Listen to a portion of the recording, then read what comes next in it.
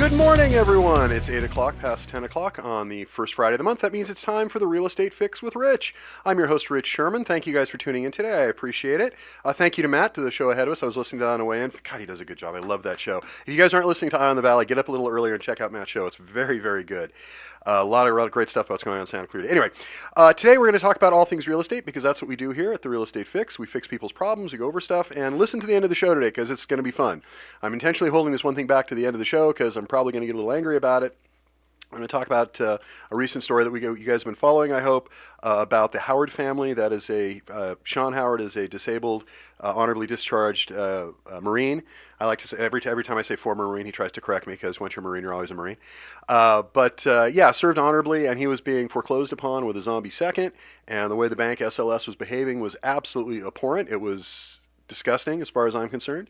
I am not their biggest fan, to put it mildly. Their behavior is awful.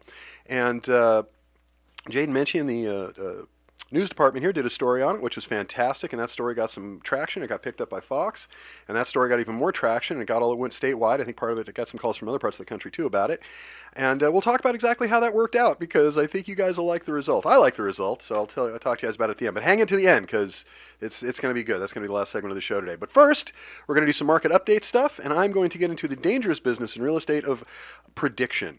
I'm usually pretty good at this. I look back at my prediction for 2023, and I wasn't exactly dead on, but I was pretty close. I was a little off about a few things, but I was right about the interest rate and a few other things that are pretty important. So what we're going to do is I'm going to give you my predictions for the market in 2024, where I think things are going to go. And most of that prediction is kind of boring, which is good for real estate because boring, stable, another word for boring is stable. That's good for real estate. So we're going to talk about that, and then I'm going to tell you why. So here's what I think is going to happen. I think 2024 is going to be a stable year, a boring year. I don't think it's going to be exciting as far as, interest rates up and down, prices up and down, that sort of thing. I think it's going to be very, very straightforward. I think what's going to happen is that the interest rate, which right now is just above or below 7%, depending on what your credit and your qualifications are like, most people can find you under 7% these days. I think what's going to happen is that interest rate is going to keep going down. It's not going to go down as fast as we would all like. Thank you, Federal Reserve. But it is going to go down, and it's going to go down over the year, and it's going to make it a little bit more affordable. We are not going to see the 2.5% and 3.5% interest rates that we had a couple of years ago. Those are not returning, not anytime soon. But I do have a belief, I do have a hope that the interest rate by the end of the year will get itself down below 6%, hopefully to around 5.5%. Because as I keep saying, those of you who listen, 5.5% is normalcy. If we can get to 5.5% with the interest rate, things will return to normal. The people like myself who have very, very low interest rates because they locked in low interest rates during the pandemic years aren't in a hurry to sell. And if the interest rate gets down to around 5.5%, that will help bridge that gap. But that's where we got to get to. So I think that's what's going to happen. I think housing is very, very restricted right now. There's very little on the market, and things are extraordinarily expensive. I think the prices are going to continue. They're going to go down a little bit, and then they're going to go up a little bit as the interest rate begins to kind of balance out, as it becomes a little more affordable. So I think what will happen is prices will, if in effect, stay stable. They might go up a point, maybe a little bit less, maybe go down a point, a little bit less. But I think it's going to be essentially stable for most areas of Southern California. And the interest rate, as it gets better, you'll see more and more inventory returning to the market. So that's what I think is going to happen. I don't think we're going to reach normality by the end of the year. I think we're still going to be in a restrictive market as far as the amount of inventory. And as far as the interest rate is concerned, I think it's going to go down. That is my bet. So we'll see what happens. So let's talk about what the market's doing right now. California market update. In California, look at the state in general first before we get down to our area. It's always hope to do the larger area before honing in on our own. But anyway, California market update. In California, these are statewide numbers. Positive growth for pending sales in condos and townhomes because they're more affordable. Annual sales decline has reached 30 consecutive months. So for 30 months in a row, that's 2.5 years now, we've seen the volume of real estate, the amount of real estate sold go down and down and down. And I've been saying this for months now, about as long as this has been going on, that the real estate industry, the Federal Reserve has just completely shelled the real estate industry. They did it to cool real estate appreciation. They were worried houses were going up way too fast. And if their objective was to freeze the real estate industry, was to crater the real estate industry, well, they've done a fantastic job. So no Christmas card for the Fed this year for me. But we're here now. We have to deal with it. So according to the latest data available in California, real estate existing home sales were down year over year, 7.1% in December, with a mere 224,000 sales. That's it for the entire state of California. Now that number traditionally pre-pandemic is about 500,000. So the 7.1% they're off in December is bad enough, but we're down traditionally by about 50%, 60%, and that is absolutely insane. The annual sales decline has now reached 30 consecutive months.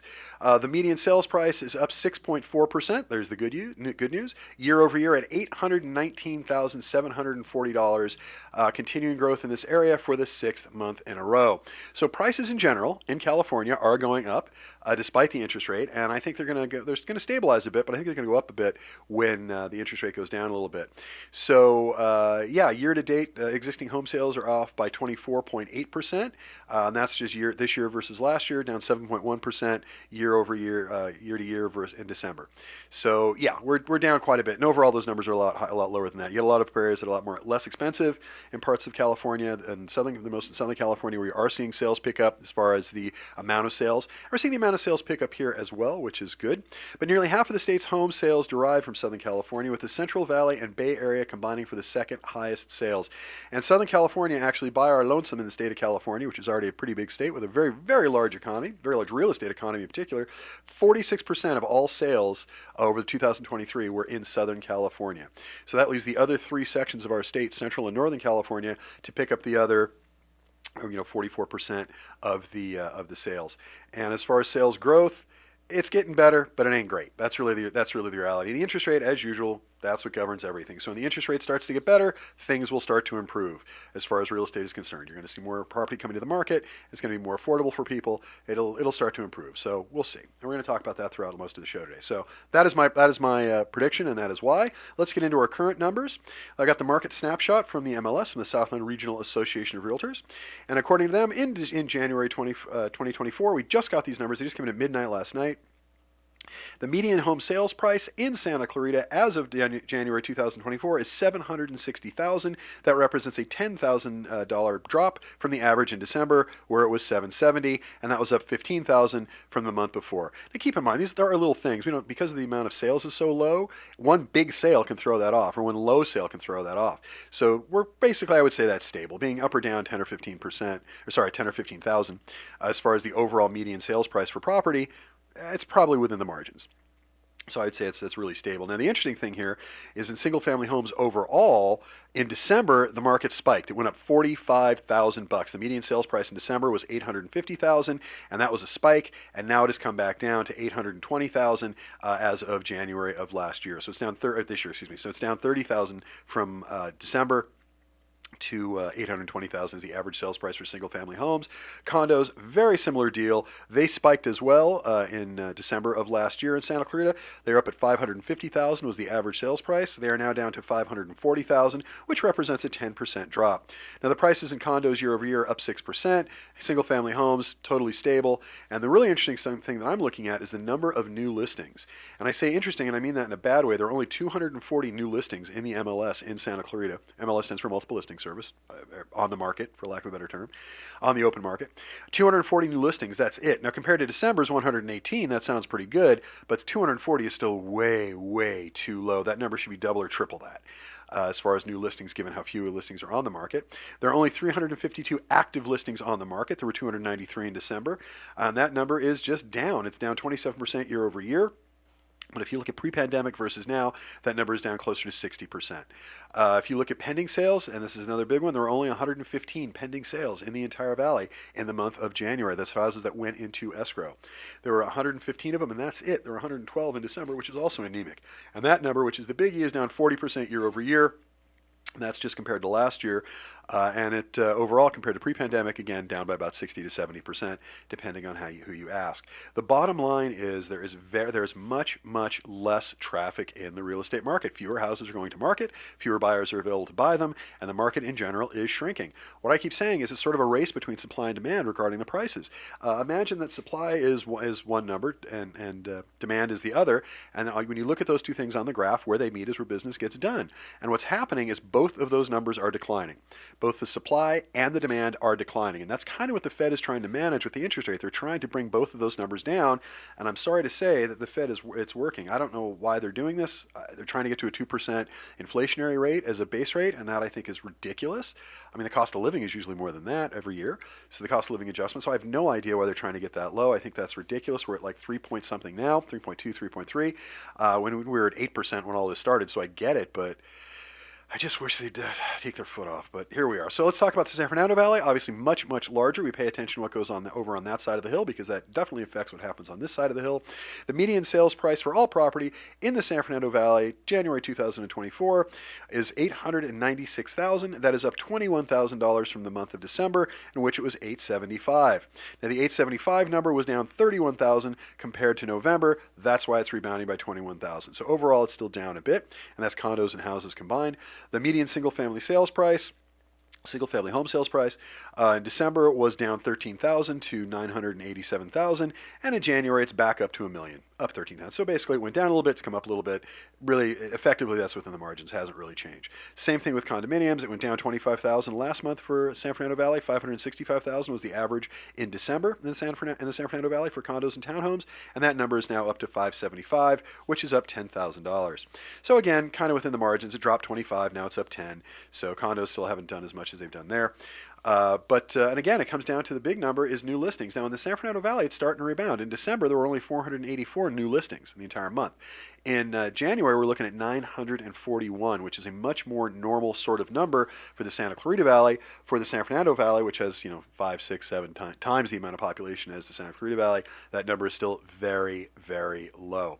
They're reporting in the San Fernando Valley a total of 1,276 active listings with 406 pending sales.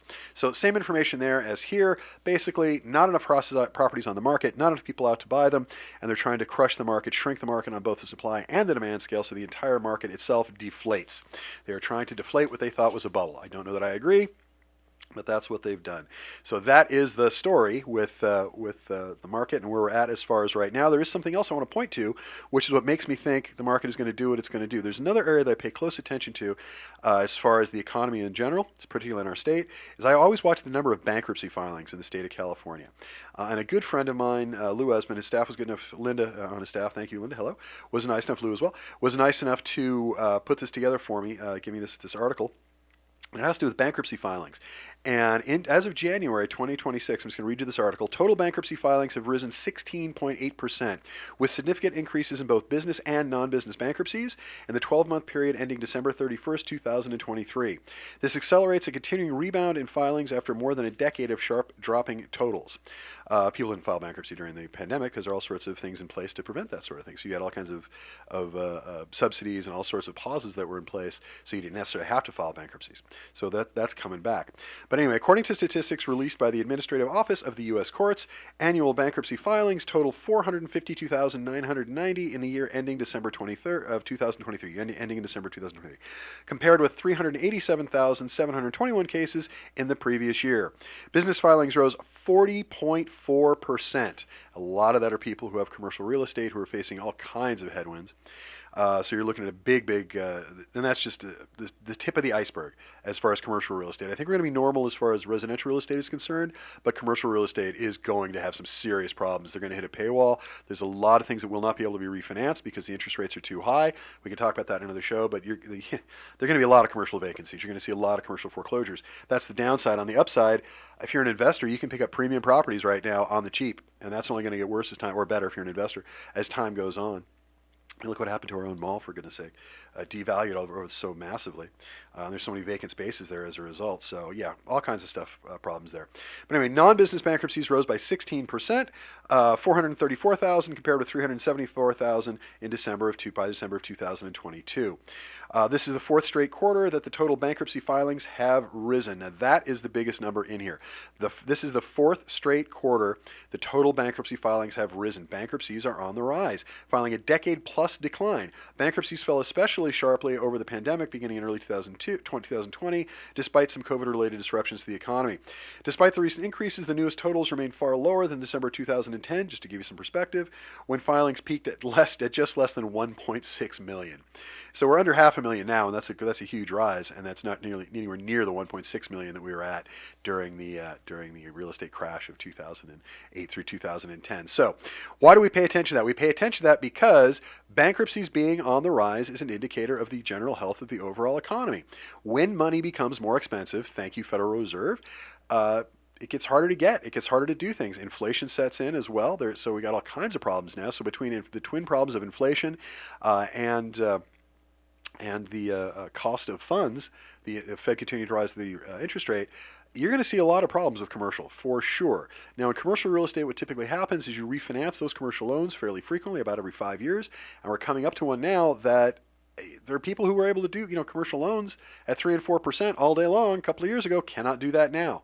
And the interest rate is so much higher now that it makes the payments necessary so much higher by the owners. And you couple that with more and more vacancies in the commercial sector, and what you get is a recipe for disaster. There are going to be massive commercial foreclosures all over this country this year. So that's the other part of my prognostication. That's the other part of my prospectus on 2024. Residential is going to remain roughly stable. Might go up a little bit, might go down a little bit. Prices overall, depending on your particular situation. Interest rates are going to come down. That's residential, but commercial is going to be pandemonium. You're going to see all kinds of foreclosures. You're going to see all kinds of defaults. You're going to see properties that you like the Transamerica building, for example. You're going to see landmarks literally around this country that are going to be in foreclosure and up for sale or being short sold and stuff like that. Much like we saw in commercial in 2008, 9, and 10. I don't think it'll be as bad as those years for sure, because there is a way out of this. And it's just a correction. It won't be a cascade failure, which is failure after failure after failure. It'll just be kind of a one-time thing. The people who had the interest rates that were lower, that they were depending on in order to keep their commercial boat afloat, will no longer have them, and somebody else will get their boat. That's what's going to wind up happening. So I don't think it will be the same kind of systemic failure we saw across the entire system we saw in 8, 9, and 10, but it is going to be rough. And you're going to see, if you want to open a commercial store, wait about 6 months. If you're looking to sign a commercial lease, wait about 6 months, maybe a little more. And I believe me, landlords are going to get a whole lot easier to deal with. So let's also talk about one last thing I want to get into. Actually, I tell you what, let's go to break. Let's hear from some of the advertisers. When we come back, I'm going to talk about bank rate and the current mortgage rate and why I think it's going to come down. I'll give you some more evidence of that. We're going to talk about what's kind of fueling all of this stuff a little bit more, and we've got some questions I get over and over and over again. We're going to answer about when should I buy a house as far as the interest rate cuts. We're going to talk about that as well. So thank you guys for listening. Please listen through the break. When we come back, we're going to have more stuff. I know this is a little pedantic, but I promise if you listen to the end, this is all going to make sense. I promise it's going to get good. Just hang in there through the break, and I'll be right back. Hello, everybody. Thank you for listening through the break. I'm your host, Rich Szerman. You're listening to The Real Estate Fix with Rich on KHTS, FM 98.1, AM 1220, your hometown station. And for those of you guys listening on Facebook Live, hello. Nice to see you, because there's a video component to that. That's why I wear a tie. You can tell it's Fridays, because I wear a jacket and tie for this. But anyway, right, so we were talking about what I thought my predictions for 2024 in the real estate market. On the residential side, I think things are going to be stable, no big deal. Prices will go up a little, go down a little bit, but it'll all be kind of within the margin of error, if you like. And interest rates are going to come down. That's going to be the biggie. That's going to be the big story, is that interest rates are going to come down, but they're going to come down very, very slowly. We were all hoping that the Fed would begin to start lowering the interest rate in March. We'd start to feel that in April. That's what I was kind of hoping, but it looks like now it's going to be closer to May or June, possibly even July. Now, there are other factors besides the Fed that can also drive down the interest rate, and that may happen as well. But let's talk about where we're at now, and then we can talk about where we think we're going to go. So bank rate. According to the good people at bankrate.com, which is a great source for this, current average of 30-year mortgage interest rate right now is 6.96. That's nationwide. Last week it was 7.03. The 15-year mortgage interest rate, the average nationwide, is 6.4 this week. Last week it was 6.47. 30-year jumbo mortgage interest rate, it is right now it's 7% flat. Last week it was 7.07. So across the board there, what you're seeing, these aren't usually all that even, but across the board there, you're seeing even dispersal. You're seeing it drop by 0.07% week over week, which is good.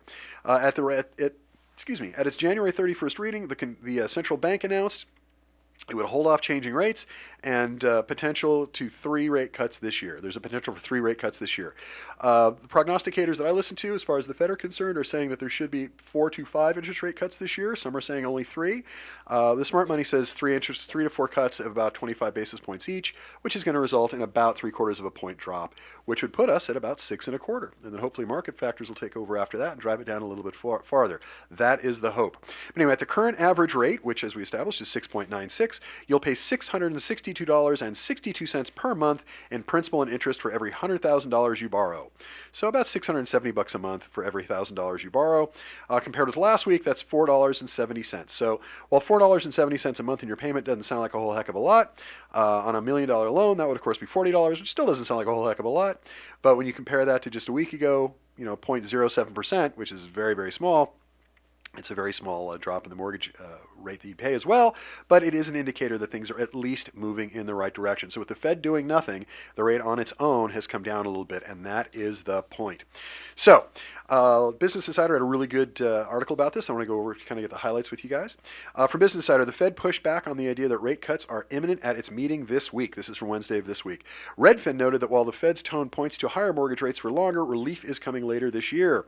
The Federal Reserve delivered what markets expected Wednesday, which is to say it made no changes to its benchmark rate. More importantly, though, was the Federal Reserve Chair Jerome Powell's pushback against the idea that rate cuts are imminent. Yes, God forbid. That guy can ruin his sunshine. It can ruin a sunny day.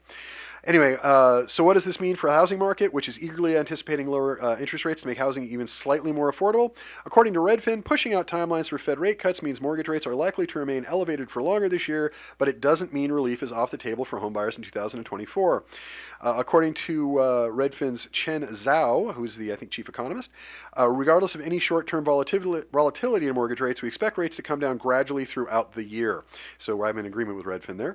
The real estate group notes that other forces are at work in the mortgage market as well, and the Fed isn't the only input. The U.S. Department of Treasury announced its quarterly refunding on Wednesday, and it said that it doesn't anticipate further ramping up of its auction sizes. That should benefit anyone looking for a mortgage in the coming months, as a lower supply of Treasury bonds, when they're talking about quarterly refunding, they're talking about Treasury bonds. A lower supply of Treasury bonds should push up prices and keep a lid on Treasury yields, which directly influence mortgage rates. The 10-year Treasury bond is the most direct indicator of what interest rates are going to do. When we talk about the Fed raising the funds rate, it depends on how the stock market reacts, and that depends on how that affects the 10-year Treasury yield, and that's your interest rate right there. Long story short, if the Fed raises the interest rate and money stays in the stock market, the interest rate goes up. If the Fed raises the interest rate and investors panic and they put money into the bond market, interest rates tend to either stay stable or go down. So that's sort of the second line there when you hear what the Fed is doing, is to watch how the stock market reacts. Bank of America on Wednesday said that the March timeline is not entirely off the table, but that it now expects the first rate cut in June, after Powell said the central bank is looking for greater confidence that inflation is contained. I think it's already contained, but maybe that's just me. The stock market dropped immediately following Powell's comments because, like I said, the man could ruin a sunny day, with the S&P 500 logging its worst day of the year. So, now granted the year's only a month old, but thank you very much, Jerome Powell. Fannie Mae has a forecast a slight drop in rates and believes the 30-year fixed-rate mortgage will fall to as low as 6% range during this year's spring-fall buying season and reach 5.8% by the end of 2024. God bless you, Fannie Mae. I could not agree more with that. That is wonderful. How much of that is wishful thinking? I couldn't really tell you, but for the moment, it's only February 2nd. I'm going to agree with Freddie Mac and Redfin for the moment. That sounds good. And I'm also still going to tell you that I wish Jerome Powell would just pay a little more attention to the housing market, would you? It'd be really helpful if you'd stop doing this with the interest rate. And it's not just him. It's a board, but he heads it.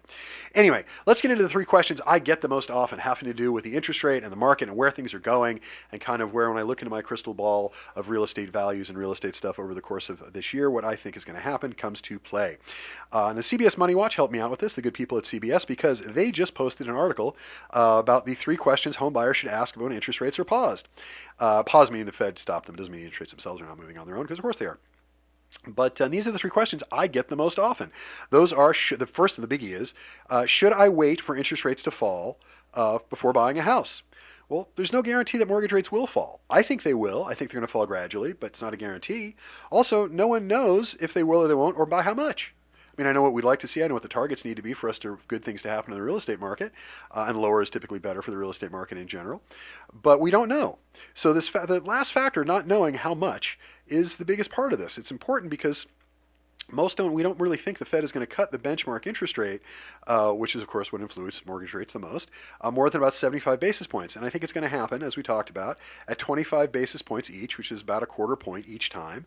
And that will provide substantial relief for buyers, which is good, but we're still not looking at the 3%, the 2.5% interest rates that we had, a couple of years ago. Ultimately, the answer to this question will be a personal one, depending upon multiple factors and your risk tolerance. Crunch the numbers and compare what you can get now against what you may get later in 2024 to see which works best for you. In other words, get ready now. If you're thinking about buying a house in 2024, even if you're thinking about buying a house in December of 2024, get into the game now. More than ever before, this is important. You need to get a pre-qual in place. You need to get a realtor in place. You need to get your ducks in a row.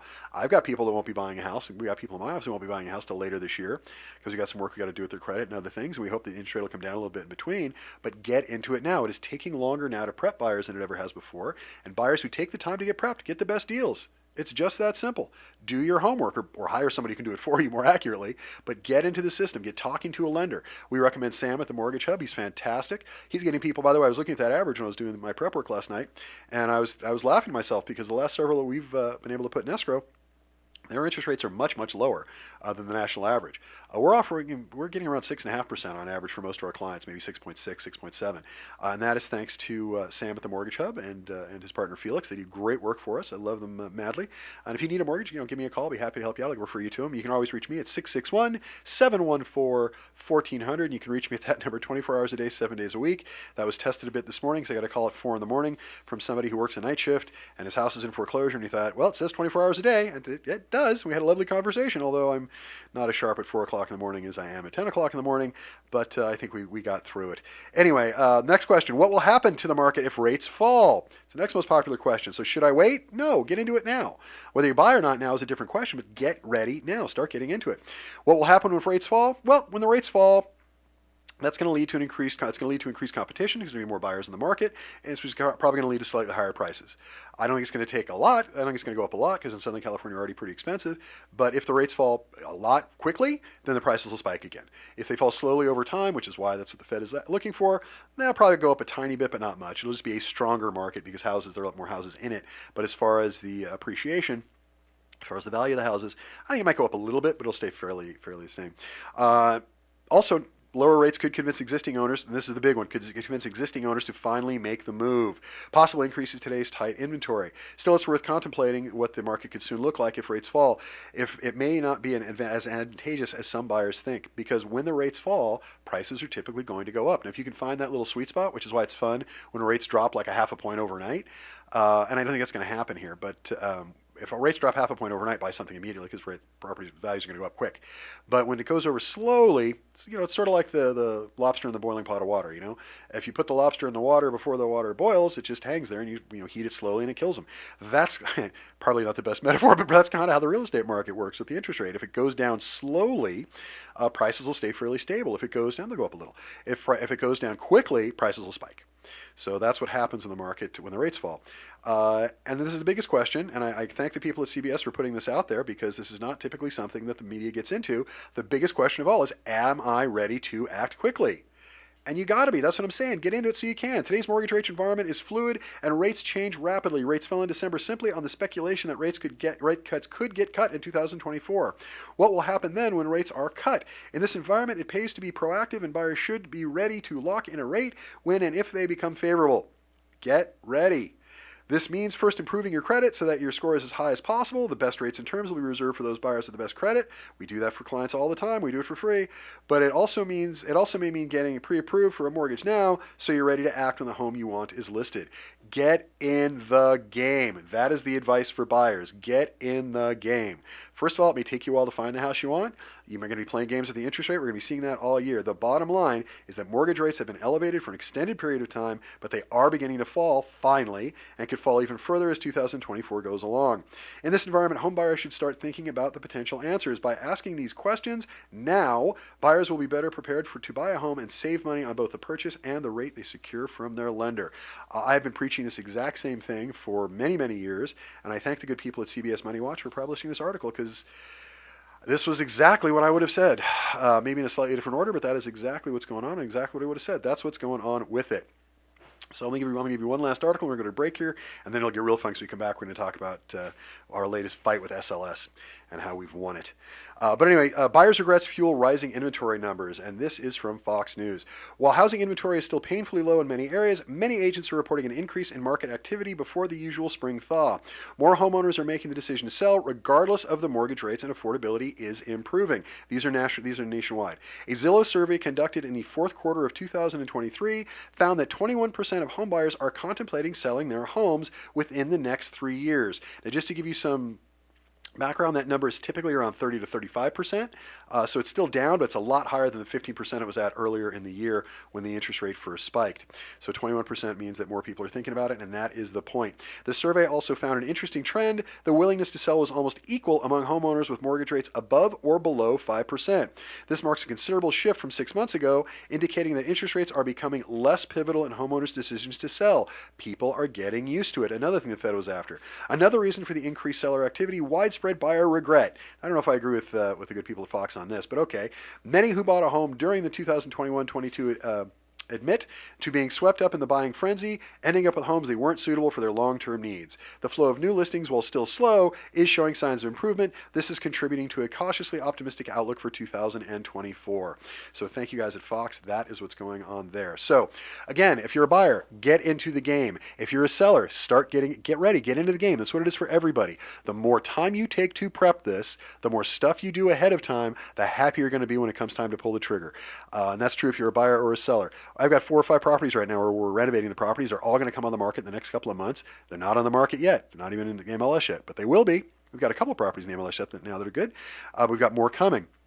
With buyers, we've got buyers right now who aren't in the market yet. We're doing credit repair, we're doing all sorts of stuff for them, and they're not quite ready yet. And again, this is all stuff we do for free. We do credit repair for clients for free. We'll give you money to buy a house for free. We have programs to do that. There are other programs out there that the Fed and the state offer as well to buy a house. If you're selling a house, we will help renovate your house for free. We have something called the Resale Renovation Program, is that the name of it? Where we will go in and we will literally put money into your house that you do not have to pay back. I'm talking about free money. I'm not kidding when I say this. We give people money to buy houses. We give people money to fix up their houses for sale. And we do it all the time, and it makes a huge difference. There's a house we're working on right now, which is worth about $800,000 before we got involved. By the time we're done, we're only going to spend about $20,000 or $30,000 total. That house is going to sell for $1 million. Now, not all of that is going to be my money that I'm giving them as far as the 20 or 30 that we're spending. Some of that they're spending on their own, sort of on account, with the contractors that we work with who are nice enough to kind of carry it until the thing closes, and they'll get paid at that point. So we get that done for you as two. But that house is going to sell for $200,000 more than it otherwise would because we're able to put $20,000, $30,000 into it. And that's great. And same thing is true with buyers. We've got buyers right now who are doing a little work on their credit, and they're going to save hundreds of dollars, thousands and thousands of dollars a year on their mortgages because we're fixing their credit, making it better and easier for everybody. So whatever your issues are, whatever your challenges are in real estate, we're here to fix them. That's why the show's called The Real Estate Fix. It's not just about fixing this stuff on the air. We do have a whole business that does this. It's how the show got going. So whether you're facing foreclosure, we'll get you out of foreclosure. We do that for free.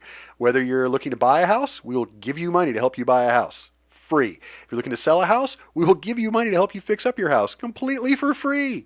So I don't know what else we could possibly do. We're very, very good at this. We've got 30 years of experience doing this, and we literally give away money. I would think that would encourage people to call. I would hope so, because free money usually motivates people. So if you do have any questions about how any of this stuff works, I'll be happy to share with you. Call me at 661-714-1400. That number again, and this again is my personal cell phone number, 661-714-1400. You can also get to me here through the station or at richsherman.com, Sherman with a Z. But the best way, just call me or text me, 661-714-1400. So let's go to break. We'll hear from some more of our sponsors. I'm Rich Szerman with The Real Estate Fix on KHTS AM 1220, FM 98.1, your hometown station. Be back after this.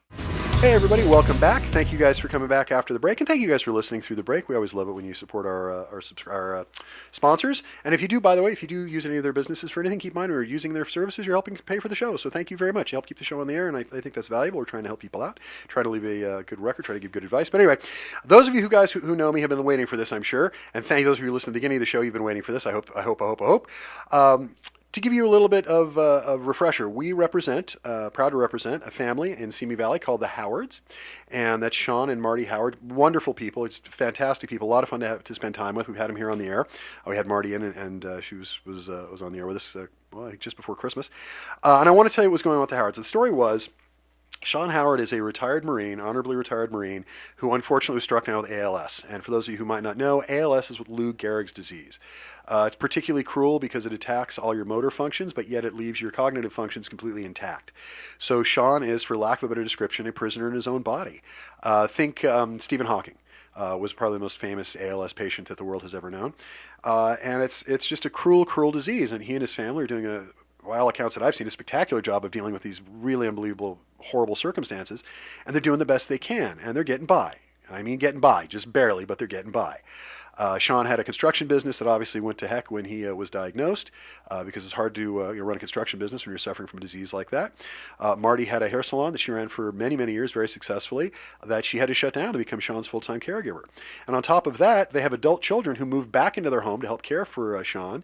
And Marty also has a daughter who is autistic who also requires some help.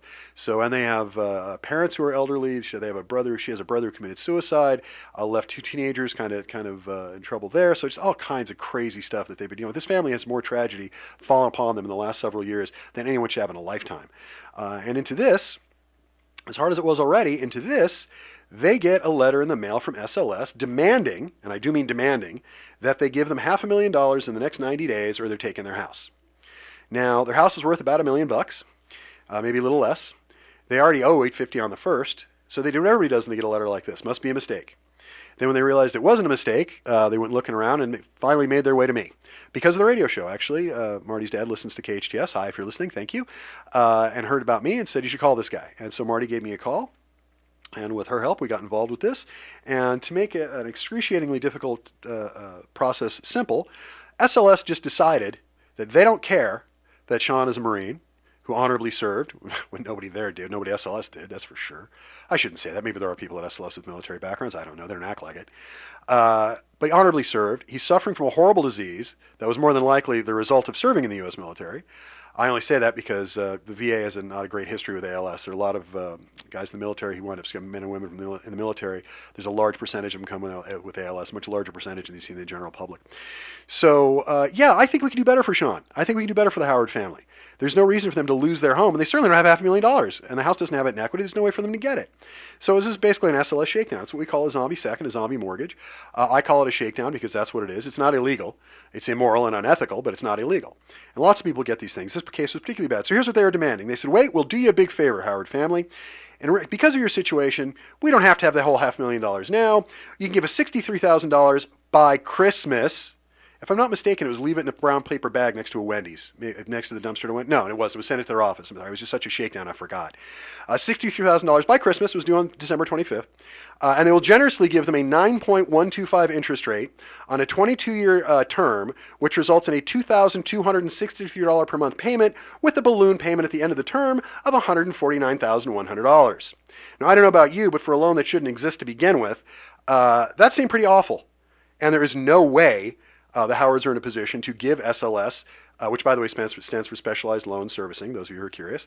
I had a conversation with somebody yesterday who said, no, I don't have SLS, I have Specialized Loan Servicing. I said, yeah, sorry, same thing. So SLS, which is one of the worst companies in the country as far as doing this, there are ones that are worse. I'm talking to you, Gregory Funding, I'm talking to you, PHH, Cindy, I'm talking to you guys, but they're still pretty bad at this. Anyways, there was a balloon payment of $149,100 on top of everything else, which is awful. So, and they said, this is the best we can do. If you don't do this, we're taking your house, which I call that extortion. Give us $63,000 by Christmas, agree to $2,263 a month, and yeah, by the way, at the end of this thing, you also owe $149,100. It sounds like a script from The Sopranos, for God's sake. That is a shakedown. It may be a legal shakedown, it may be permissible, but it is immoral, because shakedowns are. And to do this to somebody like Sean Howard and the rest of his family is particularly annoying. It is particularly egregious, and I take offense. So With the help of the station here, and with the help of Jade and Menchie in particular, thank you guys, they, in addition to me telling the story on the air and using the show as the platform that I have to have them on and talk about it a little bit, the news side of the station here was good enough to do a story on it, and a great story. If you've not seen it, it's under the heading of, I think it's Grinch Bank forecloses on active duty Marines, something like that. Grinch Mortgage Banks. If you type in Grinch, you'll get it. Fantastic story, beautifully written, really well done. Please read it if you haven't. It's just as a piece of journalism, it's just really good. And it's so good, in fact, and this is what I love about this story. A lot of other outlets got interested in it. Most importantly, Fox 11 News. And I got a call from them, and they wanted to do a story as well. So we had Fox out to the Howard's house, and they did an interview as well. Came out really good. And then that story that Fox did got so much traction, Fox called me between Christmas and New Year's and said, how'd you like to come into the station? And I said, great. And they said, how'd you like to talk about zombie mortgages? And I said, great. And we went and got to do that as well. So all those things combined all went to SLS's parent company called CompuServe, which is out of Australia. Hello, CompuServe. And to make a very long story short, what they've now offered the Howards, which the Howards are going to accept, zero money down, as opposed to the $63,000 they were requiring before, 0.0% interest, which is somewhat better than the 9.125 they were offering them before. 40-year term, not 22 years, $604 per month, no balloon payment. So let's see if we understand this. It was $63,000, $22.63 a month, and you still owe them $149,000 after you pay them for the next 22 years, versus $604, zero down, no interest rate, 40-year term, and no balloon payment. I'm going to say what we got out of them is better. Now, of course, and I love this, SLS swears up and down that they just did that out of the goodness of their heart. It had nothing to do with the media coverage. It had nothing to do with the story that KHTS did that got thousands of hits. It had nothing to do with the story on Fox, and it got really good ratings. It had nothing to do with my appearance on Fox, which also got really good ratings. Nothing to do with any of that. They just, they thought about it, and they just decided they'd rather do it this way. I think that's nonsense, but I don't much care as long as it gets done. At the end of the day, the Howards are going to save $483,768 over the life of the loan. It's almost $500,000. The point here is SLS and the other banks out there that traffic in zombie seconds have the ability to do this. What they lack is the will.